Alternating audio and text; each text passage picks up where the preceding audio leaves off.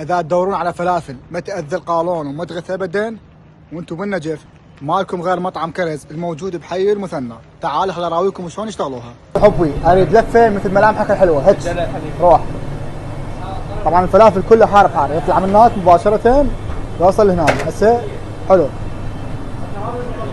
فلافل باذنجان وبوتيتا. نرجع مره ثانيه للفلافل. طب الفلافل تكون مقرمشه، روح افتحها. شوفوا هاي الفلافل الصغيره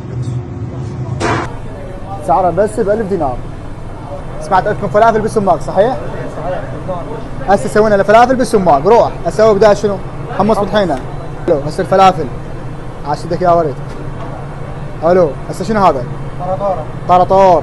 حلو ها كم صار؟ صار 3 لحد الان. 4 راشي. حلو عاش ايدك. 5 سماق عاش ايدك بعد. هذا معدنوس؟ 6 ولا 7 صارت. تيهنا الطرشي عاش ايدك. هسه الزلاطه. هسه واخيرا هسه اخر شيء اللي هو النعناع، يحط لك اياه بهالطريقه. هذا هسه اللي في اياها الفلافل بالسماق صارت جاهزه من مطعم كرز.